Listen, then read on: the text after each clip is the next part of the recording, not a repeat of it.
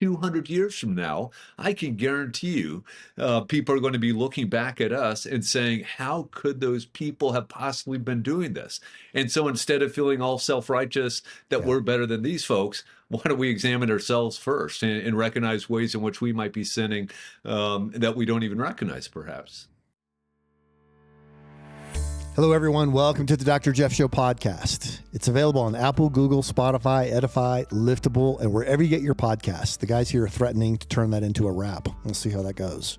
If you like the show, please take a moment to review it on your favorite platform. It helps more people know about these interviews with these amazing guests who are major thought leaders from many fields of influence, showing how our worldview changes everything. My guest today is Dr. Mark David Hall. He's got a number of credentials here that I want to go through because I want you to see how this guy is one of the most respected historians of our time. He's the Herbert Hoover Distinguished Professor of Politics and faculty fellow in the honors program at George Fox University. He's also part of the faculty at the Center for the Study of Law and Religion at Emory University. He's a senior fellow at Baylor University's Institute for the Studies of Religion. And now he's going to be, starting this fall, developing a program to train PhDs in political science for the Robertson School of Business at Regent University in Virginia Beach. He's written, edited, or co-edited a dozen books on religion and politics in America and is a nationally recognized expert on religious freedom. Please welcome Dr. Mark David Hall. Dr. Mark David Hall, welcome to the Dr. Jeff Show podcast. Thank you so much for having me. You are one of my favorite history professors. And when you wrote this new book, Proclaim Liberty Throughout All the Land, I couldn't wait for it to show up in the mail. It would take 2 days. So I got the Kindle and read it immediately. I was so fascinated. And the subtitle of it kind of tells the rest of the story, how Christianity has advanced freedom and equality for all Americans.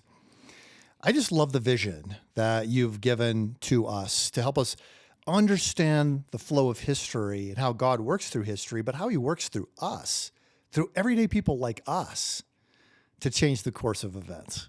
So thank you. Well, thank you. I'm glad you've enjoyed it. I'd like to kind of set up the context here. Our students who come to Summit Ministries are 16 to 22 years of age. So, roughly half of the group just graduated high school and they're on their way to college. They have no idea yet what they're running into.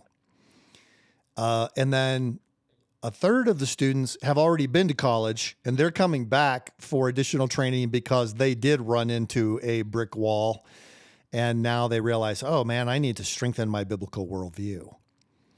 But one of the things they keep telling me that they run into is a complete mutilation of history to serve political purposes.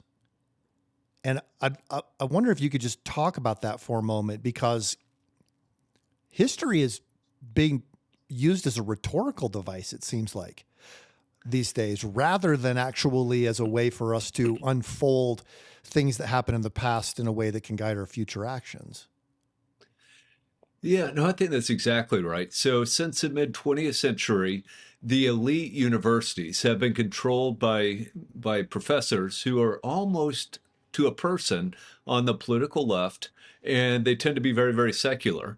And so oftentimes, either through their explicit biases or implicit biases, I think they read Christianity out of American history. It's not important to them, so it couldn't have been important to, say, the founding fathers. Or they might have an agenda. They desire to see the strict separation of church and state, and so this leads them to lift up founders like Thomas Jefferson and James Madison, who are probably more influenced by the Enlightenment than almost anyone else in that era, and who indeed wanted a stricter separation of church and state than almost anyone else in that era. And so you find this bias in all sorts of books. Books that well-meaning professors who might not be hostile to the Christian faith might just say, okay, this is a prominent historian at Harvard, and he has a book on the 19th century, and so I'll use this book. And yet it's a book that might just skip over or ignore or downplay the role of Christianity throughout much of American history. And then over the last several years, and especially with the 1619 Project. You see a desire to just redefine all of American history through the worst lenses of critical race theory, say. And so the 1619 Project wants to say that actually what's central to the American experiment in self-governance is slavery and racism. And to the extent to which Christianity shows up, it's an oppressive force that has to be overcome. And so, what I've attempted to do in my last book, Did America Have a Christian Founding? And what I do in this book, Proclaim Liberty Throughout All the Land, is I try to tell a more nuanced story. I talk about the way that Christians have been motivated by their faith to be involved in the public square. And on balance, although I recognize that some Christians appeal to the Bible to defend slavery, for instance, on balance, Christians have been a force for the advancement of liberty and equality for all citizens of all races, of all genders. And I think this is a story we need to be familiar with. I absolutely agree with that. I think when I read your first book, it makes an incredibly strong case that that deism was almost non-existent among the founders as an actual expressed ideology, that Christians had this big influence. Well, after you made that argument, people are like, oh yeah, I guess that's right. Well, then Christians were involved and they're bad. Right. So you almost have to make the next argument here, which is why this new book of yours is so timely. Yeah, well, thank you. And yeah, as you know, in that last book, especially, I set every chapter up with something like 15 quotations from prominent historians, political science professors, law professors that say things like most of America's founders were deists. And as I hope you agree, when you dive down into it, you find, well, no, maybe two of them were. And one of those two is Thomas Paine, who's from England and spends most of his life in Europe. So it's just an utterly ridiculous claim. And yet it's a claim that's made so often that a good, well-meaning history professor might truly believe it to be true because he's read it in 4 different books from prominent academics. Yeah. Well, let's dig into your new book and some of the things that you talk about. As in between the time that we scheduled our time to connect in this interview, and now I also read Nigel Beggar's book Colonialism, which is new. He's coming at it as British and as an ethicist, trying to explain the nuances behind the British empire. And so it's just really helping me see that we can't just gloss over history and say, well, this group, these people were bad, and then these people were perfectly good and righteous. But you have to actually be willing to say what really took place and deal with it. So one of the things you talk about it in the book, and this is because this is top of mind for a lot of people right now, is the issue of slavery. Did Christians play a role? Did the founders, was it wrong for them to allow slavery to continue? Was that actually a condemnation of their faith? Those kinds of questions come up. So when they do, I'm sure you're in these public forums all the time, somebody raises their hand and says, well, what about the Christians, who put together the Constitution and permitted slavery? How do you get to the nuance and an explanation of what really happened in that situation? One of the central things I try to do is to provide some context. For instance, I think people are blown away when they learn that of the 12.5 million Africans stolen from Africa and brought to the New World, only 400,000 of them were brought to British North America. All of the rest, about 95, 96% of them were brought to Central America, the Caribbean, South America. And this makes a broader point that slavery has been practiced everywhere throughout all of human history, and it is incredibly common in this era. And so what the British colonists in North America were doing was really not unusual. What is unusual in British North America is you had Christians, beginning with the Quakers, but spreading pretty rapidly, that that started to say, wait a minute, this is a fundamentally flawed institution. Even though there's some Bible verses that seem to permit it, doesn't this institution fly in the face of the fact that all humans are created in the imago Dei, the image of God? And so these Quakers started ending slavery among themselves, expelling Quakers from meeting if they didn't free their slaves. And by the time you get to the founding era, there is a general recognition that slavery is a flawed institution, that it's an institution that needs to be done away with. Again, context is important. Many founders did not own slaves. The vast majority of white people never owned a slave. The founders were civic leaders, and they tended to be a bit more wealthy. And so maybe, for instance, half of the men at the Federal Convention in 1787 owned a slave at some point in their life. But then you look at some of these people. John Dickinson, at one time the largest slave owner in Delaware, voluntarily freed all of his slaves. Ben Franklin owned 5 slaves throughout his lifetime, voluntarily freed them, became head of the Pennsylvania Manumission Society. John Jay owned slaves, freed them, became head of the New York Manumission Society. James Wilson owned 1 slave, and he freed that 1 slave. And so you have founders, first of all, plenty of founders who never owned slaves. Of those founders that did, some were voluntarily freeing their slaves. And then nobody had a good word to say for slavery. Everyone recognized it was an evil institution, even large slave owners like Patrick Henry, George Washington, Thomas Jefferson. They recognized slavery was evil. They took concrete steps to end this institution, to end its expansion. And I talk about a number of these things because if all they did was say, oh, slavery is a bad institution, and they didn't do anything about it, we could critique them. But in fact, even the slave owners took numerous steps to put this horrible, vile institution on the road to extinction. What are some of the steps that the founders took? Because I can see that they sort of set in motion. They toppled the first domino, so to speak. But what are some of the things that they did to make that happen?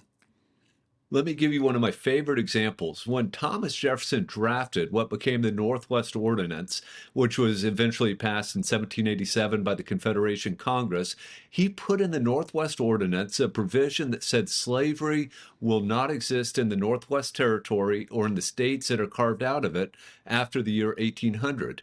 When the Northwest Ordinance was eventually passed, 1787, it prohibited slavery there altogether, period. So in that area that became Ohio and Michigan, Indiana, Illinois, Wisconsin, Congress banned slavery. It would never be there because they recognized it was an evil, vile institution. They wanted to stop its spread.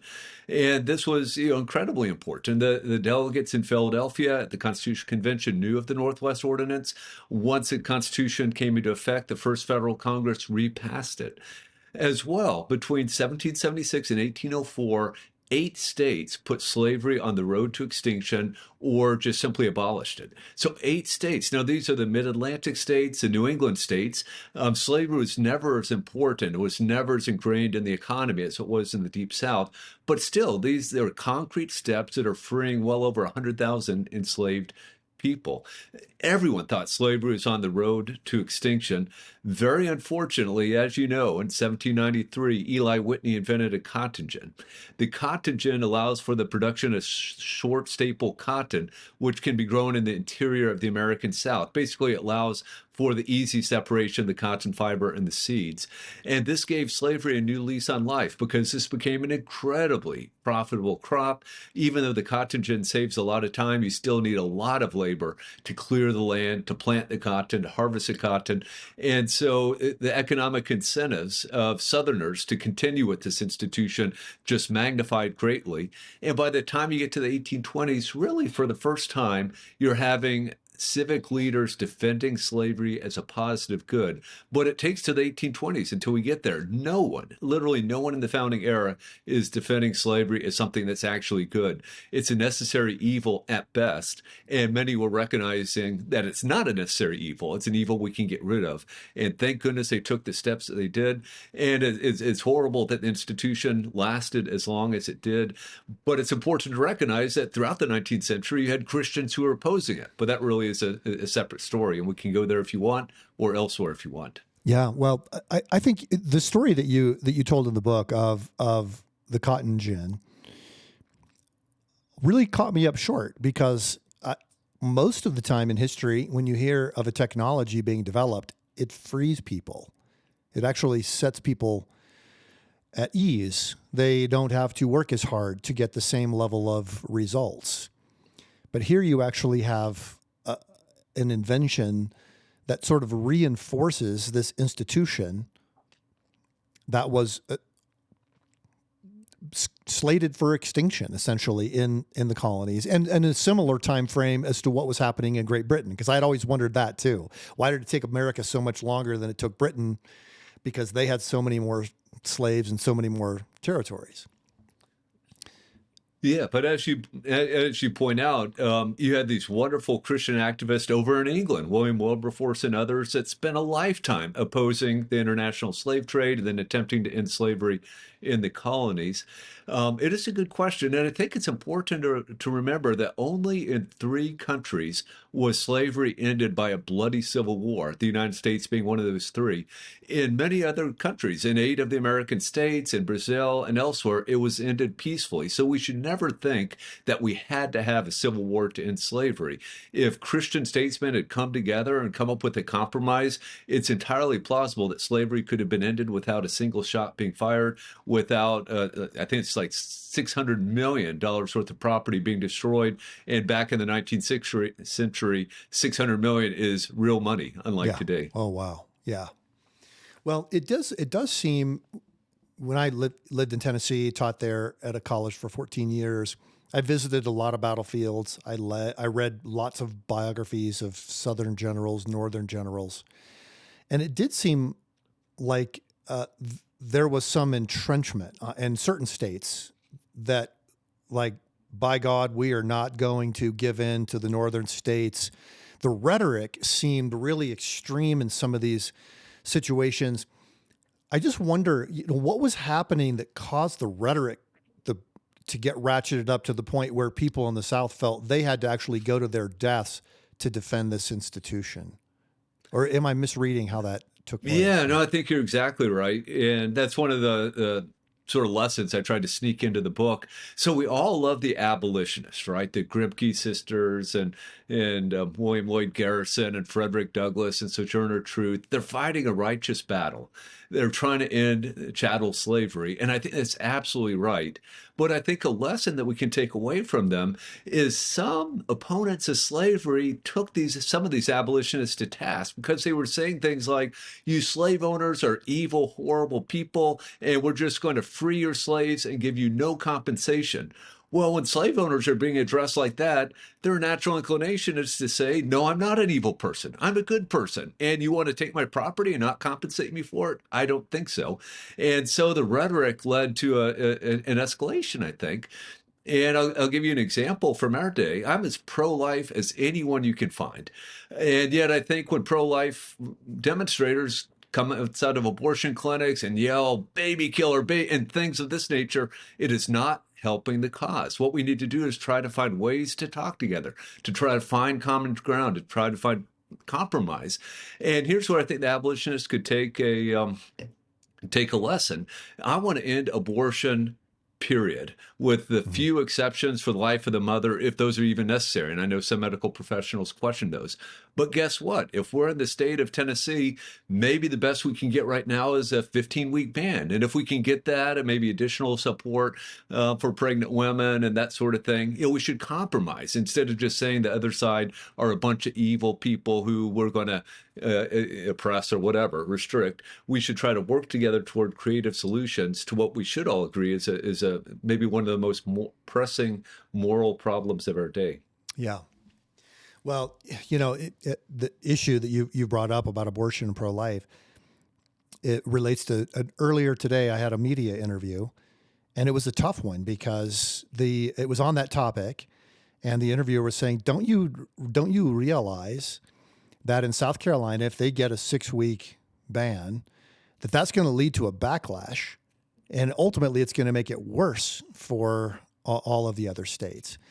And and my response was, well, we get 50 experiments here.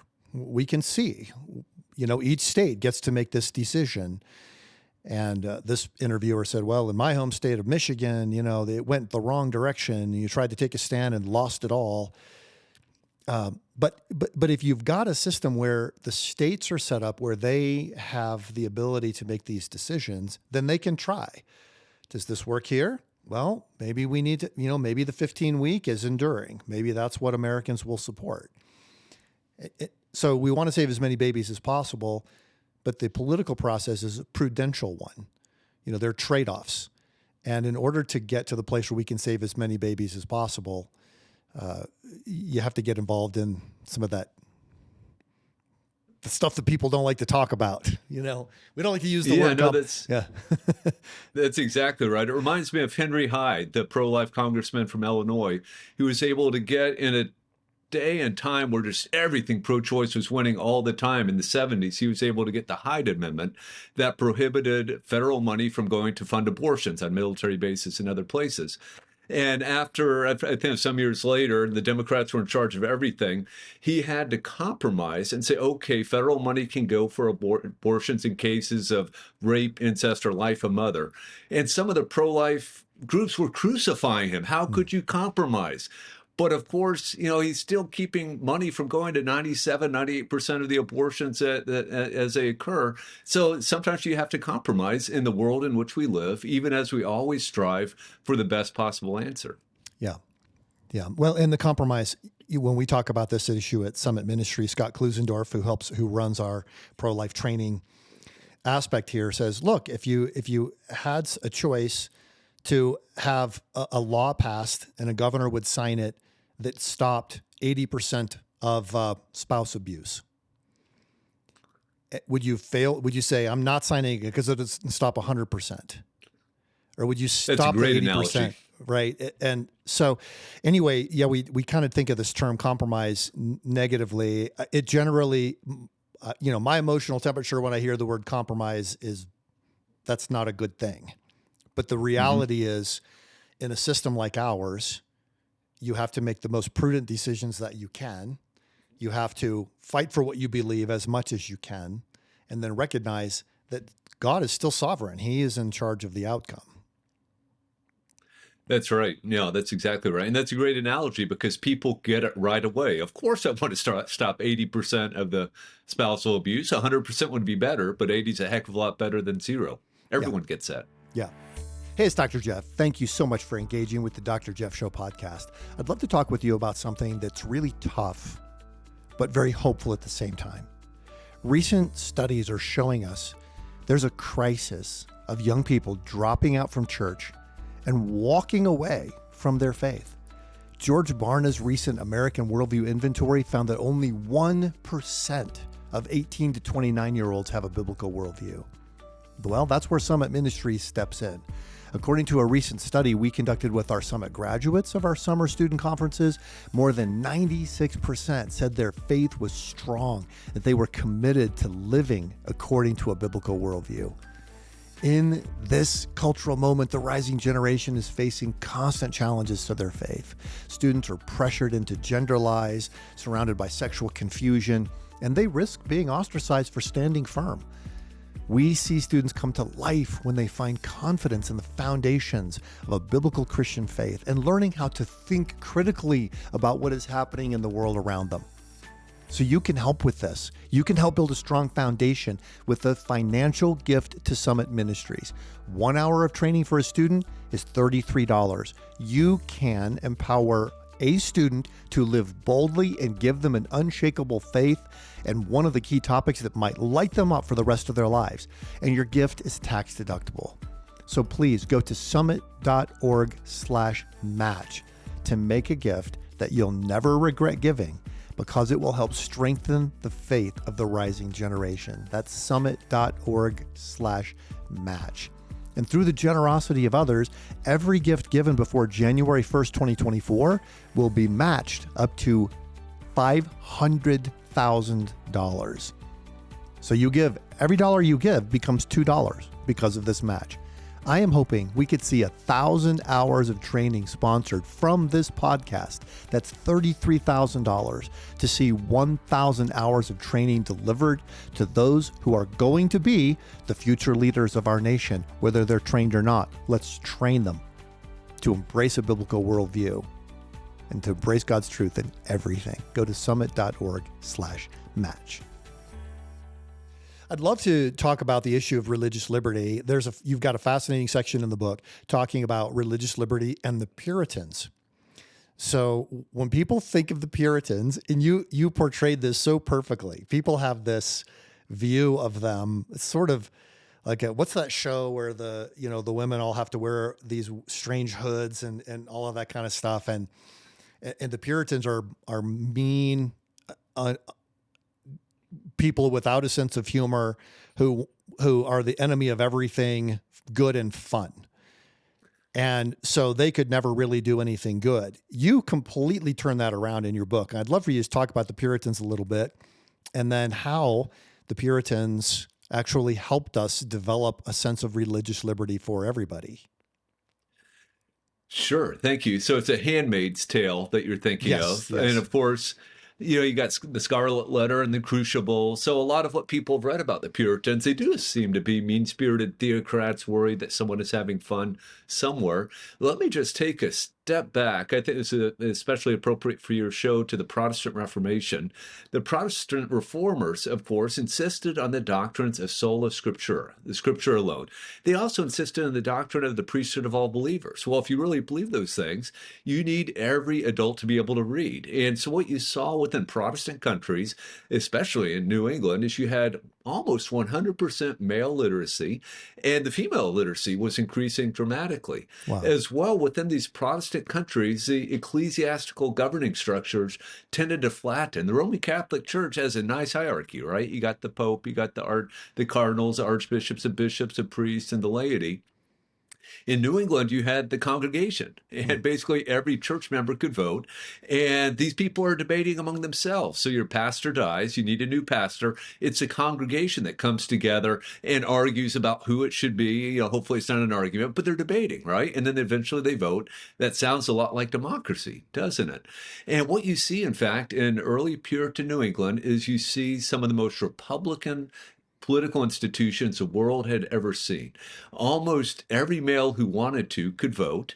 They're voting all the time, every 6 months. In places like Connecticut, they're electing everyone from the rail inspector, by rail I mean fence rails, up to the governor of the state. And again, they're doing this, with a great deal of regularity.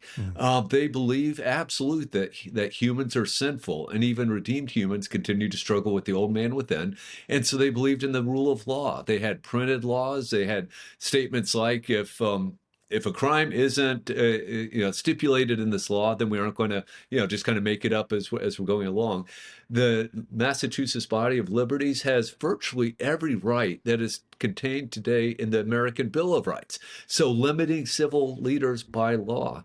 They are not 21st century good small r Republicans. So they have laws that I disapprove of, that I think are actually unbiblical, and we can make Christian arguments against these laws. But they did have they were relatively religiously tolerant. They didn't attempt to compel belief. They allowed Protestant dissenters. It's absolutely true that they banned Catholics and Quakers altogether, but not because they thought that they had ill-conceived or erroneous beliefs. It was because they believed they were troublemakers, that the Catholics would try to overthrow these Protestant regimes, and the Quakers were just wild. And I come from a Quaker tradition, and they were wild. And in the first generation or so, they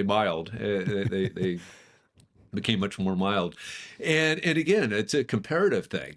France is banning Protestants or killing Protestants. Jews had been banned from England. Everyone's banning people. And so in a comparative context, you had certainly far more freedom, far more equality in Puritan New England than you had ever had anywhere in the entire world, from ancient Greek democracies to then English parliamentary democracy. Yeah, that was the funnest chapter to read, because I knew some stuff about the Puritans, but I really got to read a whole lot of books, and I was really, really pleased with what I learned. Yeah, it's so, I think one of the things that when this comes up, people would say, sure, okay, yeah, I guess I could see how they could be fun loving and we should give them a little bit more slack. But they accused women of being witches, and they put them on trial, and they killed them. And this was, obviously a much, much, much bigger issue in Europe or in the UK than it was in the United States, but still something that needs to be addressed. What did you find in your research about that? Yeah, one of the things I did is I quoted C.S. Lewis. I'm sure you're familiar with the quote where he said, "Look, we don't try witches today because we don't believe in witchcraft. But if we believed in witchcraft, if we believed that people were tapping into demonic powers to hurt other people, to kill other people, of course we would be trying witches." And back in the 16th, 17th century, everyone believed that witchcraft existed, that there were witches, that they were demonic. It wasn't just some nice little fun white magic. No, this is fooling around with the power of the devil. I forget the exact numbers, but they're striking, right? I think it's something like 400,000 people throughout the European world. So in Europe and England and the other European colonies were tried for witchcraft, and something like 100,000 were put to death. In the United States of America, what became the United States of America, I think it's a total of 176 people who were put to death. Mm-hmm. Now, that still, that strikes us as too many, but it's 176 compared to 100,000. The very last executions for witchcraft in America were in New England, the Salem witch trials. They were still executing witches in Europe well into the 18th century. I think Switzerland executed a witch in something like 1780. So again, I think what we need here is some context. And as well, I tell the story that the people behind the Salem witch trials actually aren't really good Puritans themselves. It was a royal governor who was appointed, didn't come from a Puritan background, might not have been literate, and he just violated all the rules that the Puritans had put in place that made it almost impossible to convict someone of witchcraft. So again, it's not to defend the Salem witch trials. I think we can properly criticize them, and errors were made, the serious errors that resulted in death. The leading church officials in Salem eventually apologized for the Salem witch trials, recognizing that they had done something wrong. But again, we can't judge all of Puritan New England from these witchcraft trials. Yeah, that's a really helpful example of how often when critics of Christianity talk about the founders, sweeping this broad brush, saying, well, it's witches, and then therefore all argument will cease. And what you're saying is, now we got to look at what actually took place. This was horrible, but they were able to hold at bay this social contagion of calling people witches and then killing them. That was just where massacres were taking place all throughout Europe. Yeah, no, that's exactly right. So context is important. One of I'll just call it a sin that historians routinely preach against is that of Presentiveism.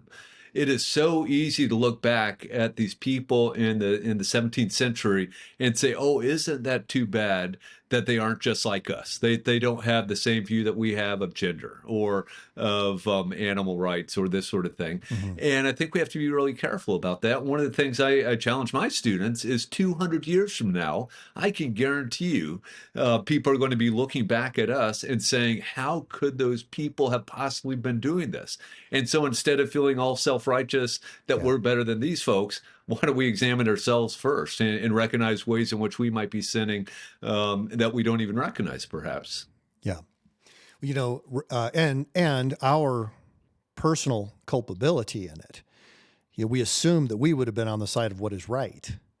I remember Robbie George, who, from Princeton University, actually asked one of his classes, "Do you think you would have been against slavery?" And then everybody said, yes, 100%, said I would have been against slavery. Then he asked them to write on a piece of paper 5 times in their lives where they stood for an unpopular cause when they were personally being heavily criticized for it. And of course, they could only think of one or none. And he Hmm. said, look, you would have been following the popular opinion at that time. So we've got to have some humility as well. It's great. I like that a lot. I might start doing that with my students. I want to talk a little bit about what now, because history leads us to a place where properly understanding the facts of what happened, why things happened, how things happened, leads us to a place where there are lessons that can be drawn that help us now know what to do moving forward. So, although I have to tell you, I'm going to make a confession to you. I did not want to take a history class in college. Hmm. So I waited until my last semester at the college to take the required history class. And I have forever regretted it. But I have atoned for it. I would say I read 30, 40 history books at least every year, trying to catch up. But what do we do now? I mean, what kind of, when you look at all of the things that happened with the founders, all of the things that you learned about their fight for political freedom, their opposition to slavery, their securing of religious liberty, what do we do now? What lessons should we be taking forward into the future? Well, that's a great question. Thank you. Let me first say, which I know you'd agree with, I think it's important just to have an accurate account of a country's history for its own sake. And since we're Americans, we should have an accurate account of American history. If we were Frenchmen, we should have an accurate account of French history and the role of Christianity within it, but the role of other things as well, right? So I think just getting history right is an end in and of itself.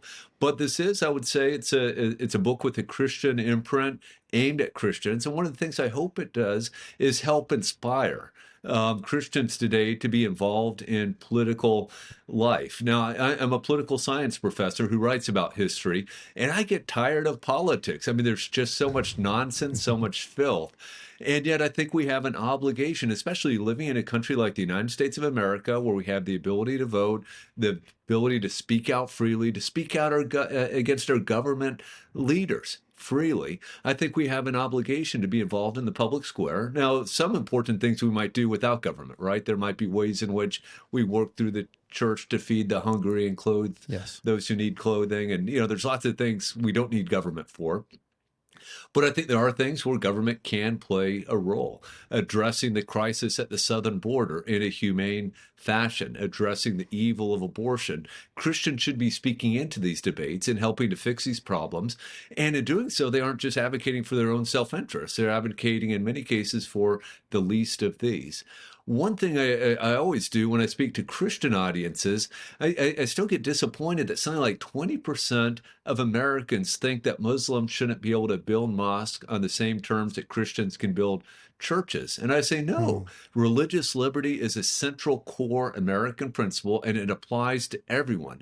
And so we should be at the forefront of fighting for the ability of all Americans to worship God according to the dictates of conscience and to act according to the dictates of conscience. And don't hear any moral or theological relativism there. I will try to convince every Muslim, every Jew, every atheist I run across that he or she should become a Christian. I just don't want the government to discriminate against them or to try to pressure them in some ways to keep them from acting upon their faith. And of course, the Jew, the Muslim, the atheist has every right to attempt to convince me that I'm wrong. And that's one of the things that makes America great. So hopefully, one message, the major practical message is that as Christians, we should be involved in politics in the same way that the Puritans were, the founders who opposed slavery, the abolitionists, the religious liberty advocates that I discuss. Hopefully we'll be inspired. It doesn't mean we all run for office, of course, but there's many, many ways that we can be involved in America, in American politics today. Yeah. Well, I love that. At Summit, we've gotten into some trouble legally here and there on religious liberty grounds. 3 different occasions. We don't have to talk about them all, but it was important for us to have somebody to step in, help us.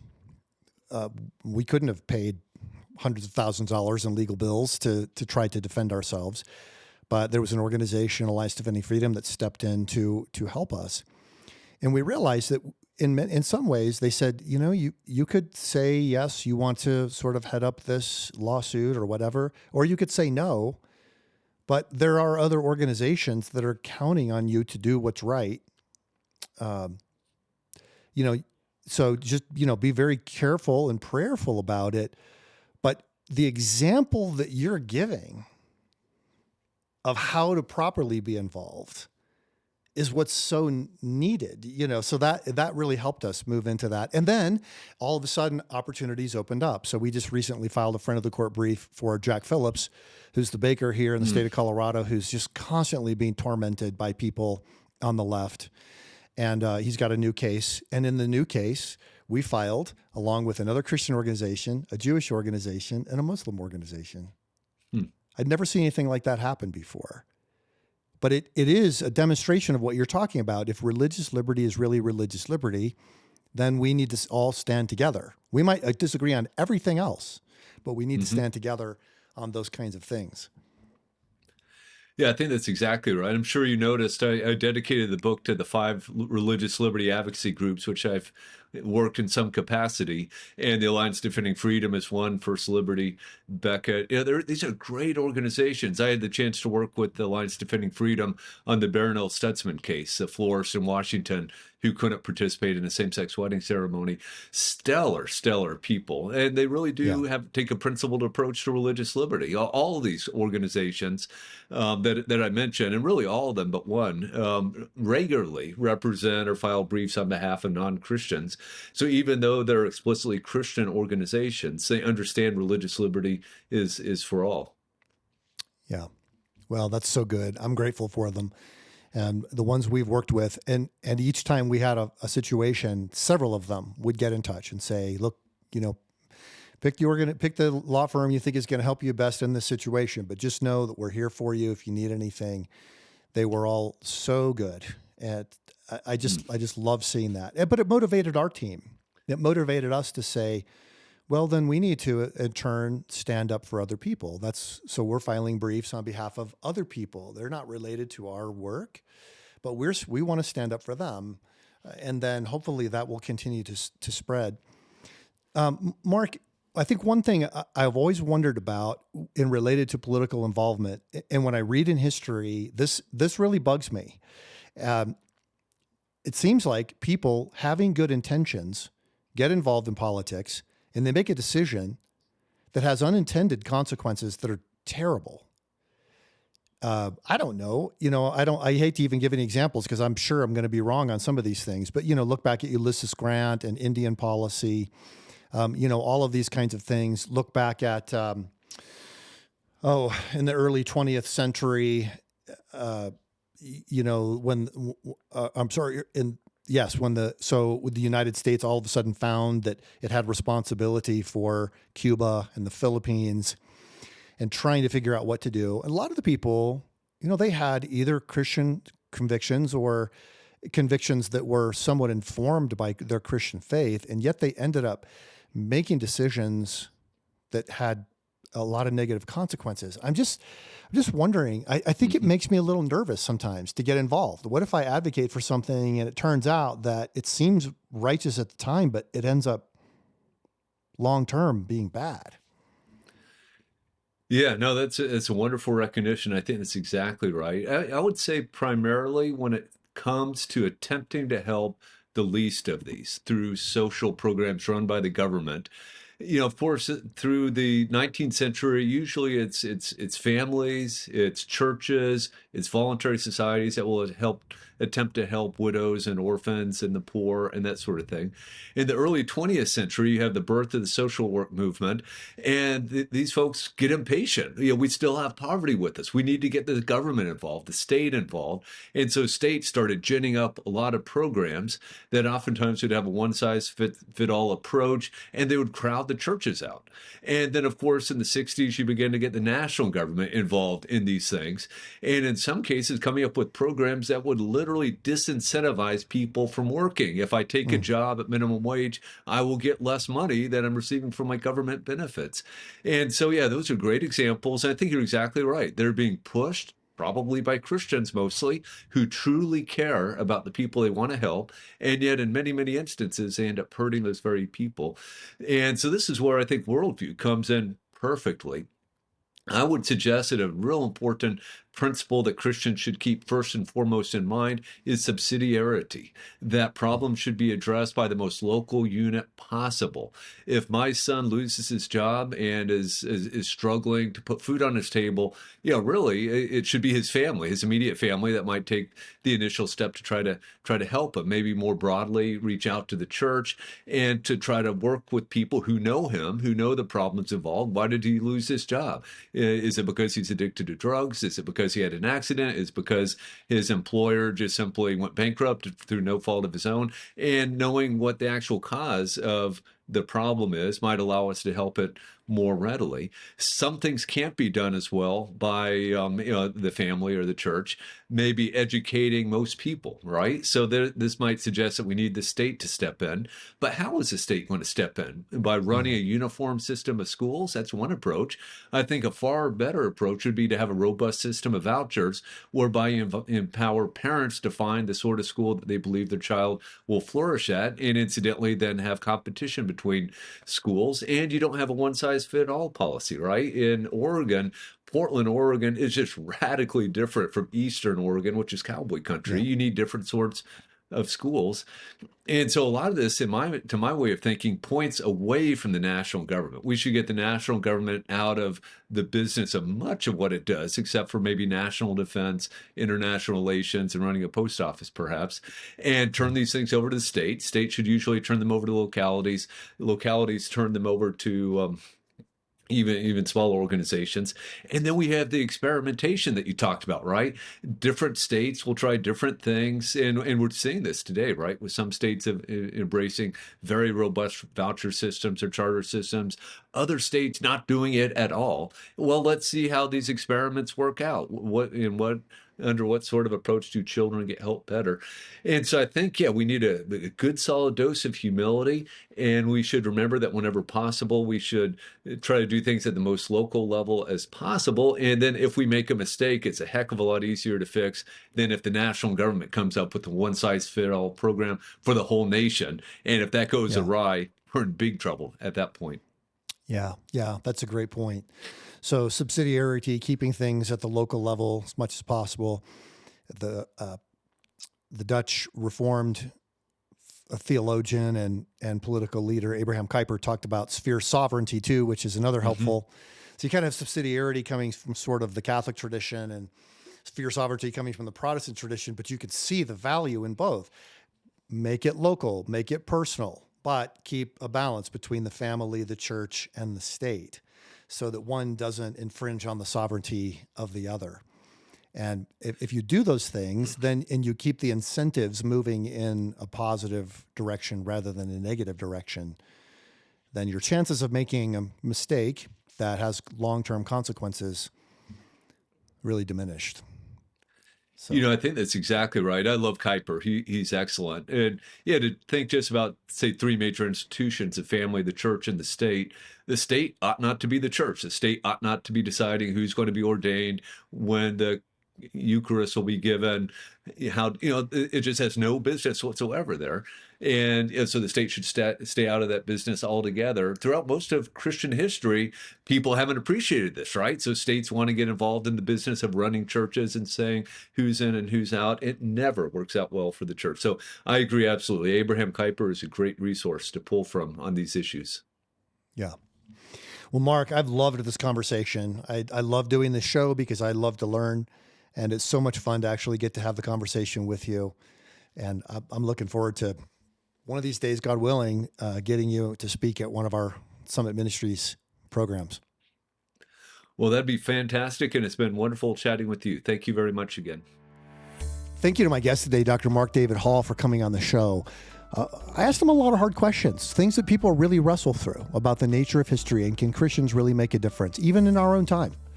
The book of Deuteronomy says that all God's ways are just. They are upright. They are without deceit. What a model for us. That's something that we can strive for, to have that same kind of character as we fight for freedom and justice in the times in which we live. Thanks for tuning in. We'll see you next week.